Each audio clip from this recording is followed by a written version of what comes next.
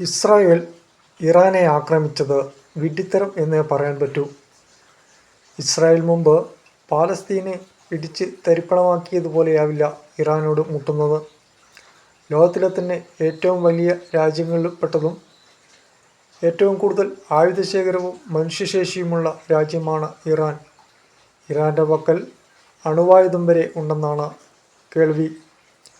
എന്തൊക്കെ ആയുധങ്ങളുണ്ടെന്ന് ലോകത്തിലെ ആർക്കും തന്നെ അറിയാത്ത രാജ്യമാണ് ഇറാൻ. ഇറാനിൽ ഇപ്പോൾ ചുവന്ന കൊടി പൊക്കിയിരിക്കുകയാണ്. ഇതിനർത്ഥം ഇറാൻ യുദ്ധത്തിന് പൂർണ്ണ സജ്ജമായി എന്നാണ്. തിരിച്ചടി ഉറപ്പ് എന്നാണ് ചുവന്ന കൊടി പൊക്കുന്നതിലൂടെ ഇറാൻ വ്യക്തമാക്കുന്നത്.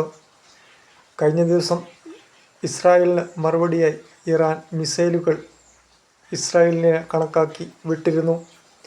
ഇത് തകർത്തത് ശരിക്കും ഇസ്രായേലല്ല, ജോർദാനും സിറിയയുമാണ് ഇറാൻ്റെ മിസൈൽ വെടിവെച്ചിട്ടത്.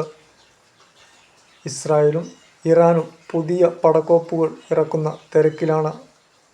ഈ രണ്ട് രാജ്യങ്ങളും ഏറ്റുമുട്ടുമ്പോൾ ലോകത്തെ ഏറ്റവും വലിയ രണ്ട് ശക്തികളാണ് ഏറ്റുമുട്ടുന്നത്.